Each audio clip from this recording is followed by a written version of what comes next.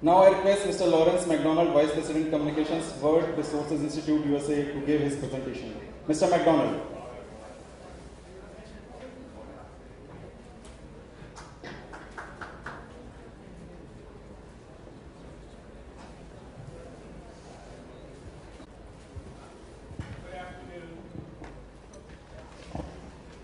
It's been a long day for you, and I imagine that you're thinking about lunch.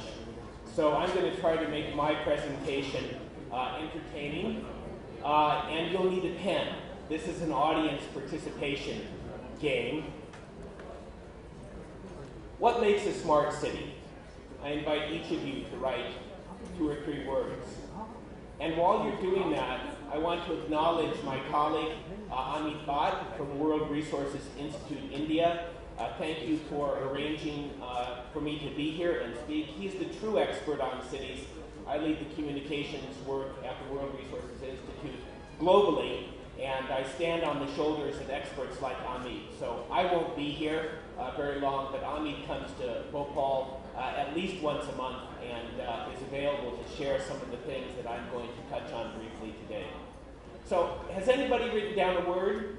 What makes a smart city? Would anybody like to share one? Does anybody have an idea? I know there's not a clear definition, and I think that's wonderful. I think one of the great things about the Smart City campaign is that it has not been very clearly defined, and that calls forth participation from people to come up with our own definitions. I'll tell you my definition. I think one reason that the Smart City campaign has excited so many people is we think about smartphones. And we really like our smartphones, and it's not just because of the technology. They're beautiful. They're fun. They help us to do things. And I would suggest, drawing on the research done by my colleagues at the World Resources Institute, that they are also 3 things. They're compact, they're connected, and they're coordinated. They fit in our pockets. They connect us with the world, and all the different bits of them, all the apps, work together very nicely. What does that mean then in a city? I'm going to come back to that, drawing on international experience and citing a few examples of our work in India. But first, I want to set this talk in the global context. You can see here that we're at a very interesting time, right around 2010, 2015. For the first time in the history of mankind, more people lived in cities than in the countryside. That has never happened before. And that urbanization is going to continue so that around 2050 will be 70% urban and a minority will live in the rural districts. What does that mean for India? This is a complex chart, but it's an interesting one. I want to take a moment to explain it. On the vertical axis, you can see per capita GDP. So countries that are higher on this are richer. On the bottom axis, on the horizontal axis, you can see the percent of the urban population. And so you see a very clear global trend. And the other thing that's going on here, it's like a 3-dimensional graph, is that it shows points in time. And if we look, there's a sort of marigold colored line for India. I think it says the baseline is 1950, and then it goes way vertical up to 2005. That's the latest data that we have. And India is right now about 30% urbanized.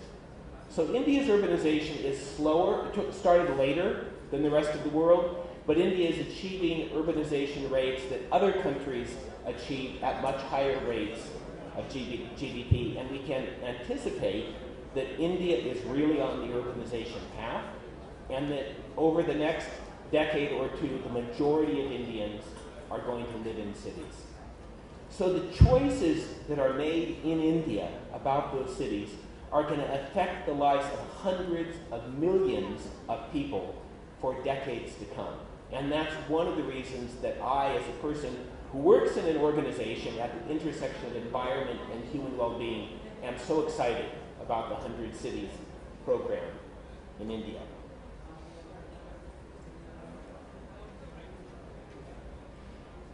Cities tend to go together with wealth, but they can also be destroyers of wealth. And this chart shows the costs of congestion to some cities that have followed an automobile-centric form of urbanization. Beijing, where I lived in the 1980s when I was a reporter, at that time, famously, I'm sure some of you were there or saw the pictures, everybody was riding a bicycle. I went back a few years ago, the bicycles are almost all gone. There are cars everywhere, and Beijing is one of the highest costs in terms of congestion costs. It's eating up more than 4% of Beijing's economic product. And you can see other cities like Dublin, Cairo, and Manila that have followed a US-style model, really, of urbanization are paying very high costs. This lovely place is Mexico City. This is what you get when you follow an extensification, a land-intensive form of urbanization. Instead of being compact, connected, and coordinated, you get cities that are distant, diffuse, and disorganized. And by the way, very, very smoggy. Some of the costs of this land-intensive urbanization are lost time, lost opportunity, lost health from air pollution, and lost public space. But it doesn't have to be like that. This is a city in Brazil, Kiribati, and when I saw this, I actually thought it was an artist's rendering. This is somebody's dreamed up city, and I asked someone who's been to this city, and he said, no, actually, this really is a photograph. This is what this city looks like. And you can see running down the middle of that avenue, there are not actually very many cars. It's a wide avenue, but down the middle of it, you'll have a big BRT station, and you have BRT running up and down the middle of the avenue, taking people to these quite high-density buildings, but the high density has made possible the preservation of a lot of open space. Now, there are obviously many models, and this model would not work well for an ancient city like Bhopal, but it does show one form of compact, connected, and coordinated. So I'm not going to go through in the interest of time. You all can read these better than I can, but there are 6 advantages of compact, connected, and coordinated cities. They're more productive. There's lower infrastructure requirements. If people are all really close together, you build a form of transportation or sewer or wireless to reach all of them. It's a lot cheaper than if they're spread out. There are big cost savings in transport. There are health benefits from air quality, more jobs, reduced congestion, and importantly, given the threat of climate change, which I'm sure you all understand and recognize, they are much, much lower in terms of emissions. So I want to unpack these 3 things with some examples. Compact. There are a lot of examples from drawn around the world, but as I've been in India and talked to people, people have said, well, you know, these things can work elsewhere, but they can't really work in India. And so I made an effort working with Amit to identify some of the examples where WRI is currently working in India. In Hubli, Dharwad, there's work on a BRT to connect these twin cities and have transit-oriented development that is high-density development all along the corridor, and at the same time to create walkable, safe spaces and provide for affordable public transportation. We're also working in the Marol district in Mumbai. And many of you know that this is the old textile district. As the textile factories closed and have been replaced with IT firms, a lot of people have come into the area. If they all come with cars, it's going to be a terrible place to live and work. But if we can have transit and walk and bicycle-based kinds of ways to get around, it can actually be quite an exciting place to live. Connected. What does it mean to be a connected city? Some people have asked me, some of the reporters today, well, isn't it true that BRTs, you know, aren't really working, and it's maybe just a solution that's being proposed for developing countries?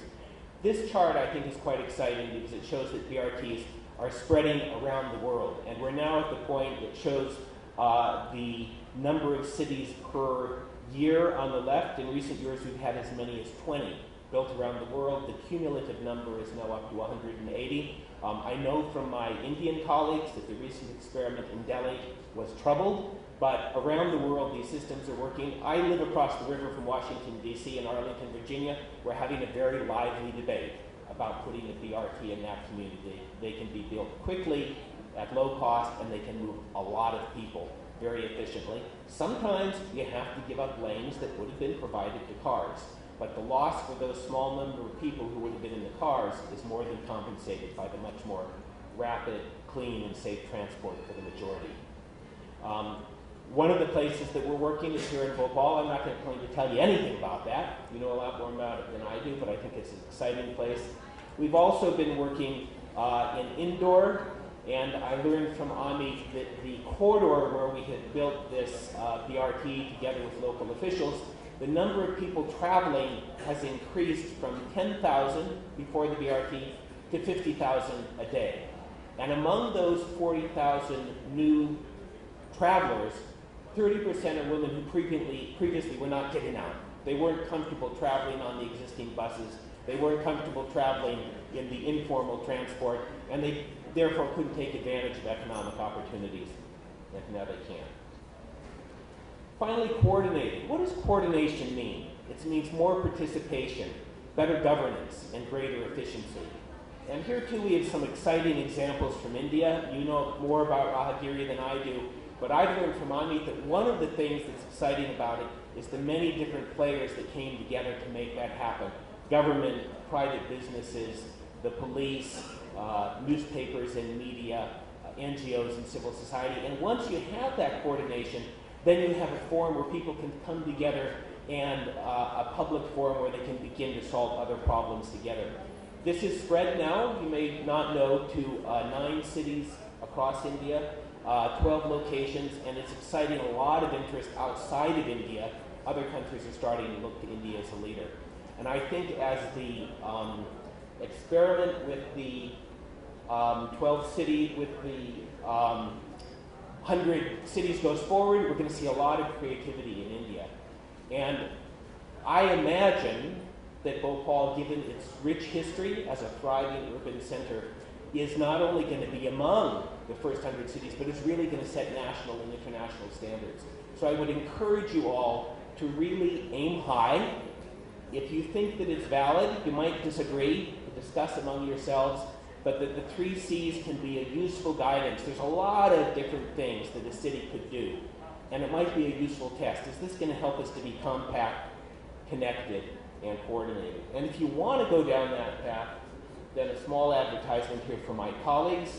WRI India is part of a global network. We bring together knowledge about cities from around the world. Cities Safer by Design is our latest report. It's examples from all over the world about how streets can be designed in a way to bring down road deaths and injuries and make them more pleasant for people to be enjoyed. We combine that global knowledge with an incredible staff. I've been very privileged in the week I've been in India to get to know my colleagues. They are deeply involved working with local officials, working with other partners, NGOs, civil society, and the private sector, and they're eager to engage with people here in Bhopal. The URL's at the end. I hope you'll take note of it. If you forget it, just Google them. I'm sure you'll find them quickly. And Amit will be here after I'm gone, and I'm sure he'd be happy to talk to you. Thank you very much.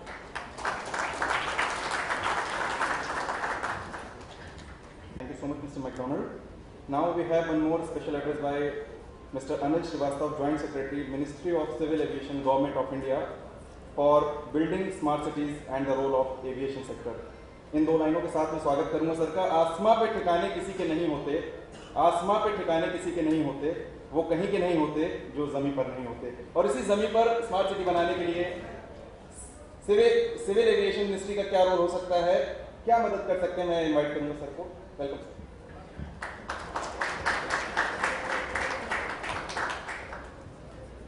Thank you. Comparator, I don't know your name. Thanks a lot. सम्माननीय महापौर जी, और मैं सोचता हूँ कि I am lucky कि आप यहाँ पे हैं। कम से कम कुछ चीज़ें ऐसी हैं जो मैं कहूँगा, यद्यपि मेरे विचार से it's good if I speak in Hindi because this is my state. मैं भोपाल का हूँ, हिंदी में मैं बोल सकता हूँ, आप सभी लोगों को प्रॉब्लम नहीं होगी अदरवाइज। तो यद्यपि मैं मुख्यमंत्री जी से और मंत्रिमंडल के अन्य सदस्यों से बहुत ज़्यादा जो है प्रेस करता रहता हूँ मध्य प्रदेश के एविएशन के लिए, लेकिन कुछ चीज़ें मैं कहना चाहता हूँ पब्लिक फोरम पे। इसके लिए मैं यहाँ पे हूँ, और यहाँ पे मैं इसलिए भी और भी जाता हूँ क्योंकि भोपाल मेरा शहर है। देश के दिल को मैं दिल से चाहता हूँ, इसलिए जो है मध्य प्रदेश को और फिर उसके राजधानी भोपाल में हूँ।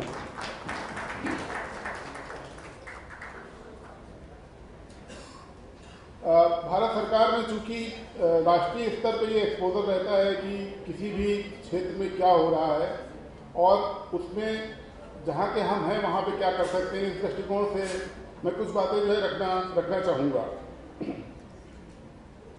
अभी कल परसों ही जो एक सूची जो है आप लोगों ने न्यूज़ में पढ़ी होगी, वेबसाइट पे आ गया है, विकिपीडिया में भी सभी जगह की मोस्ट लिवेबल सिटीज़ क्या हैं। तो मेयर साहब जो है शायद जो है इससे अपने जो ज्ञान या भिन्नता बता रहे हैं कि उनको नॉलेज है इसकी, लेकिन ये बात सोचनी पड़ेगी जो म्युनिसिपल कमिश्नर भी है यहाँ पे कि हमारा कोई भी शहर जो है किसी सम्मानजनक स्थिति में जो है नहीं स्टैंड करता है। मेलबोर्न जो है 2010 से लेकर के लगातार नंबर 1 लिवेबल सिटी है। हम वहाँ जाते हैं, देखते हैं, उन चीज़ों को जो है तारीफ करते हैं, फिर यहाँ आकर के क्या हो जाता है कुछ समझ में नहीं आता। क्योंकि मेलबोर्न शायद पिछले 15 साल पहले एक बार गया था सिडनी, मेलबोर्न और ऑस्ट्रेलिया के किसी शासकीय दौरे पर इंडस्ट्रीज डिपार्टमेंट के थ्रू। साथियों, मेरा ये कहना है कि स्मार्ट सिटी जैसा कि अभी कुछ थोड़ा सा जो है उसके बारे में बताया भी गया, और स्मार्ट सिटी क्या है इसके बारे में बहुत कुछ सुन चुके होंगे, लेकिन स्मार्ट सिटी बिना स्मार्ट ट्रांसपोर्टेशन के संभव नहीं है। और स्मार्ट ट्रांसपोर्टेशन में भी स्मार्ट एविएशन अगर नहीं होगा तो उसके लिए भी स्मार्ट सिटी की जो है परिकल्पना अगर आप कर रहे हैं तो मेरे विचार से वो पूर्ण नहीं होगी परिकल्पना। क्योंकि आप अगर हिंदुस्तान की स्थिति देखिए, मैं कुछ अंतर्राष्ट्रीय कंपेरिजन आपको बताऊंगा। हमारा जो है इस देश में प्रति व्यक्ति per capita number of flights per capita per annum वो यूनाइटेड स्टेट्स का 0.4 है। ये जो मैं फिगर बता रहा हूँ क्या मैं इसको एक्सप्लेन करूँ या आप खुद ही सोच सकते हैं कि एक व्यक्ति एक साल में कितनी फ्लाइट्स जो है ट्रेवल करता है। वो 0.4 है। हमारा जो है उसका 100 है। मतलब यूएस में हमारा पर कैपिटा फ्लाइंग जो है एक इंडिविजुअल की 1/100वां हिस्सा है यूएस का, और लगभग 1/50वां हिस्सा है हमारा अगर यूरोप को हम जो है एवरेज लेने यूरोप का। ऑस्ट्रेलिया में 1/60 है। इस तरीके से तो ये विकसित देशों की कहानी है, ये हमारी कहानी है। वहीं दूसरी ओर अगर हम देखें कि हमारा जो टोटल साइज है आज की तारीख में, हम विश्व के 9वीं सबसे बड़ी जो है एविएशन मार्केट हैं। हम जो है सब नंबर ऑफ पैसेंजर ट्रैफिक में we are number 9 in terms of the number of passengers. It is expected that by 2025 और so we will be number 3। तो हमारे पास इतना आदमी है जो डोमेस्टिक और इंटरनेशनल ट्रेवल कर रहा है। अब इसके बाद जो है क्या होता है कि कुछ प्रदेशों ने, उड़ीसा, मध्य प्रदेश ने हमारे पास जो है एक डिमांड भेजी भारत सरकार को कि एमिरेट्स है, एतिहाद है, ये अंतर्राष्ट्रीय जो वायु एयरलाइंस हैं, ये they want to touch Indore, Bhopal and other smaller towns. सवाल ये साथियों कि ये जो इंटरनेशनल एयरलाइंस है, they want to take the passenger, they know the potential of India, the number of passenger traffic in the country, और उसको जो है टेक अवे करना चाहते हैं। लेकिन प्रश्न ये क्यों हम अपने एयरलाइंस को नहीं डेवलप कर पाते हैं, और क्यों जो है हम इसको हमारी खुद की एयरलाइंस क्यों नहीं जो है भोपाल को टच कर रही है। Why is that we have only 2 flights, we do not have more than 2 flight. Why is की जो है हमारी नंबर ऑफ फ्लाइट्स नहीं बढ़ रही है, चाहे वो इंदौर हो चाहे वो भोपाल हो। और ये कहानी केवल भोपाल और इंदौर की नहीं है, राष्ट्रीय स्तर पर भी जितनी फ्लाइट होनी चाहिए उतनी फ्लाइट नहीं है। लेकिन राष्ट्रीय की तुलना में जब हम प्रदेश में आते हैं तो हम और ज्यादा पिछड़े हुए हो जाते हैं। एक कारण है साथियों इसका, कुछ तो इश्यूज ये हैं कि ये सब्जेक्ट जो है एविएशन का सेंट्रल सब्जेक्ट है। अब प्रश्न उठता है कि since it is a central subject, what is the role of the state government. मैं ये कहना चाहूंगा कि स्टेट गवर्नमेंट को स्टेट की जो डिसीजन मेकिंग है, they have to play some role in taking the decisions regarding the promotion of aviation in the state and how it can be done. Aviation में जो हमारी कॉस्ट होती है उसका मेजर कंपोनेंट हमारा जो है ATF फ्यूल होता है। Now ATF is about 40 to 45% of the cost of the any aviation, any flight और एनी एयरक्राफ्ट। while flying. साथियों, ये भी एक फैक्ट है that the cost of aviation fuel in India is about 20 to 30%, and in some places in India is about 40 to 45% higher than the cost of aviation fuel in the neighboring countries like Colombo, Sri Lanka, Dubai, or Kuala Lumpur and other destinations. So what are the reasons for that? इसमें केवल जो है केंद्र शासन या राज्य शासन को मिलकर के सोचना पड़ेगा, केवल केंद्र शासन की उससे नहीं हो सकता है। हमारी कॉस्ट जो है एविएशन की कॉस्ट क्यों ज़्यादा है? एक दो एयरलाइन को छोड़ दीजिए, इंडिगो को और जो है एयर कोस्टा या जो है गो एयर, बाकी सारी एयरलाइन हमारी लॉसेज में चलती हैं। जब हमारी एयरलाइन लॉसेज में चलती है, जब उनसे कहते हैं कनेक्टिविटी के लिए तो कहते हैं कि पैसेंजर्स नहीं है, पैसेंजर्स भी रहते हैं तो भी उनकी जो कॉस्ट मीटअप वो नहीं कर पाते हैं। तो these are the issues which need to be taken into account. कुछ और जो है कंपैरेटिव फिगर्स मैं देना चाहूँगा। यूनाइटेड स्टेट्स में यूएसए से इसलिए कंपेयर कर रहा हूँ कि USA is a democracy, USA is a big country for the comparison to be made. Now USA की population is nearly 1/3, between 1/3 to 1/4 of Indian population. The size is nearly 3 times of Indian geographical size. They have about 15,000 airstrips, airports, functional airports. We have about 400 airstrips in the country. We have about 106 functional airstrips, out of which to only 55 destinations are served by the scheduled aircrafts. ये आंकड़े हैं साथियों। मध्य प्रदेश में हमारे regular जो flights हैं वो इंदौर, भोपाल, जबलपुर एक फ्लाइट, खजुराहो जो है मोस्टली सीजनल फ्लाइट्स, इसके अलावा जो डेस्टिनेशन हमारे कनेक्टेड नहीं है। हमारे खंडवा में, रीवा में, सागर में, उज्जैन में ये तो एयरलाइन, इसके अलावा जो है कान्हा के लिए उसमें मतलब कम से कम there are about 23 to 24 airlines, airstrips in the state. Why can't we have small aircraft? We have tried the experience. We were the first ones in Madhya Pradesh to start that experiment of having the chartered taxi kind of a service through the small Cessna aircraft. Why can't we connect these places with small aircraft, small things?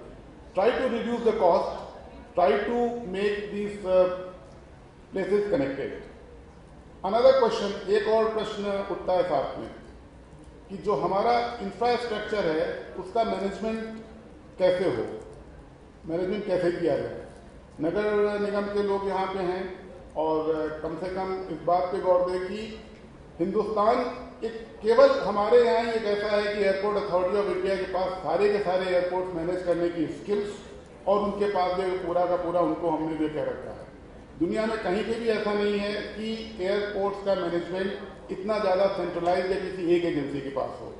आप Chicago जाइए, वहाँ की जो municipality है, नगर निगम Chicago का है, municipal local body जो है वो शिकागो का एयरपोर्ट मैनेज करती है, जो हमारे दिल्ली या बॉम्बे के एयरपोर्ट से कहीं ज़्यादा बड़ा है। ये दीज स्किल्स आ रहे हैं। छोटे एयरपोर्ट्स हैं, छोटे एयरपोर्ट वहाँ के जो स्मॉलर इवन जो है, अगर मैं कहूँ कि जिला पंचायत, जनपद पंचायत लेवल की जो संस्थाएँ हैं वो मैनेज कर रही है छोटे एयरपोर्ट्स को। अभी हम लोग यूएस में कनेक्टिकट में एक छोटे एयरपोर्ट केवल इसलिए देखे हैं जबारा में कि उसको मैनेज किस तरीके से किया जाता है, उसकी कॉस्ट कैसे कम रखी जाती है। तो साथियों कुछ इश्यूज थे जो मैं यहाँ पे फ्लैग करना चाहता था। मैं समझता हूँ कि इसके बाद जो है लंच की घोषणा होने वाली है और मैं आपको रोक करके रख रहा हूँ लंच और आपके बीच में मैं खड़ा हुआ हूँ, लेकिन कुछ मैसेज यहाँ पे देना ज़रूरी है क्योंकि ये एक बहुत स्ट्रॉन्ग पॉइंट है जिसको देखना पड़ेगा। जो इकोनॉमिक इम्पैक्ट है एविएशन का, अगर एक पैसेंजर जो है किसी जगह से हवाई जहाज़ पे चढ़ता है किसी एयरपोर्ट से, उसका इकोनॉमी पे कितना इफेक्ट होता है। एक पैसेंजर को जाता ही है या उसको केवल डायरेक्ट एम्प्लॉयमेंट जो देता है 2.3 का देता है, इनडायरेक्ट एम्प्लॉयमेंट जो देता है वो 7.6 का देता है। All this studies have been done कि अगर एक फ्लाइट आती है तो उसका इकोनॉमिक इम्पैक्ट क्या होगा। इसको तो आप छोटी सिवाय इसके लिए आप बार बार मुझको यहाँ पे लोग जिससे मैं बात कर रहा हूँ कह रहे साहब इस कॉन्फ्रेंस में भी हमारे बहुत सारे पार्टिसिपेंट इसलिए नहीं आए कि भोपाल से कनेक्टिविटी नहीं है। तो लाइक वाइज अब प्रश्न ये कनेक्टिविटी कैसे बढ़ाई जाए। केवल ये कह देने से काम नहीं बढ़े चलेगा कि केंद्र शासन एयरलाइंस को यहाँ पे जो है लाने के लिए कहे, क्योंकि मैं तो रोज ही अपने साथियों से, अपने लोगों से सुनता रहता हूँ भाई फ्लाइट बढ़वाओ। मैंने बहुत सिंसियर एफर्ट्स भी किए, इंडिगो एक साल से स्टडी कर रहा, नहीं आ पाए यहाँ पे। लेकिन जो इकोनॉमिक इम्पैक्ट है एविएशन का, वो भी जो है हम इग्नोर नहीं कर सकते हैं। न केवल इसके कि जो हमारे प्रबुद्ध वर्ग है, जो एलीट वर्ग है, जो हमारा इकोनॉमिक इन्वेस्टमेंट कर सकता है, ऐसा जो वर्ग है वो यहाँ पे पहुँचेगा, ये क्षेत्र उसके लिए ओपन होगा। और जो है इसके अलावा जो सेकेंडरी एम्प्लॉयमेंट जनरेट होता है वो बहुत ज़्यादा होता है। इससे रिलेटेड इश्यूज हैं हमारे, जो है दूसरी फैसिलिटीज़ को डेवलप करने वाली, जो कि एविएशन से रिलेटेड होती हैं, चाहे वो मेंटेनेंस का हो, रिपेयर का हो, दूसरी बहुत सारी चीज़ें। हमारी ट्रेनिंग की फैसिलिटीज़ डेवलप होती हैं। फॉर्चुनेटली मध्य प्रदेश में हमारे पास 2 या 3 सक्सेसफुल फ्लाइंग क्लब्स हैं जो अच्छे ऑपरेट हो रहे हैं, जो कि ट्रेनिंग देते हैं पायलट्स को और दूसरे इंजीनियर्स को। तो कुछ ये इश्यूज जो कि रेस करना एविएशन के लिए आवश्यक समझे, वो मैंने आपकी ओर एक्सटेम्पोर बिना किसी प्रेजेंटेशन के या बिना किसी उसके मैंने सोचा कि ये बातें यहाँ पे रखना आवश्यक है। और this should be probably they should form the proceedings of this conference, it should be highlighted. और मैं भी इवन मेयर साहब से भी मैं रिक्वेस्ट करूंगा कि एक तरीके का जो है प्रेशर बनाने की ज़रूरत है विभिन्न राज्य शासनों के माध्यम से। ये मैं अपने आपको मतलब खुद केवल दिल की बात कह रहा हूँ कि ये अत्यंत आवश्यक है। हमने जो है पिछले 2 साल से मैंने वहाँ पे शुरुआत करी कि राज्य शासन के साथ एक हमने जो कॉन्फ्रेंस रखनी शुरू करी। साल में एक बार हम सितंबर के महीने में, अक्टूबर के महीने में ऑर्गेनाइज करते हैं। पिछली 2 बार जो हुई है वो भी अगर मैं कहूँ कि पर्सनल इनिशिएटिव लेकर के मैंने किया। मैं सभी राज्यों के एविएशन मिनिस्टर को बुलाते हैं, कुछ मुख्यमंत्री भी उसमें आते हैं, उनसे बैठ करके हमने जो है सलाह लेने की, कंसल्टेशन की शुरुआत करी है। लेकिन ये एक बहुत बड़ी ज़रूरत है।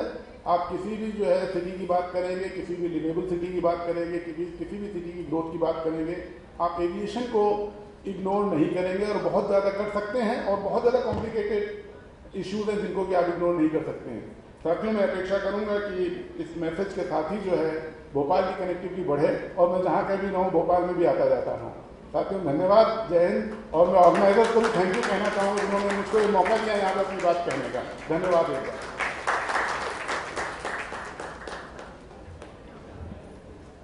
Thank you so much, Mr. Srivastava. Without any delay, I would request Mayor Alok Sharma ji to come on stage and present mementos to both the speakers. Dr. Ravi Gupta, CEO Elets Technomedia, will join him.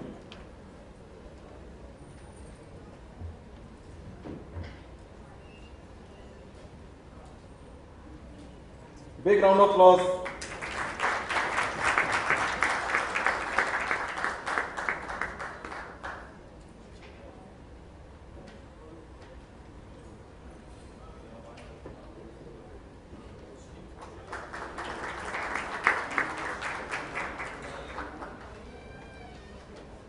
Sir, can we have a group photo with you?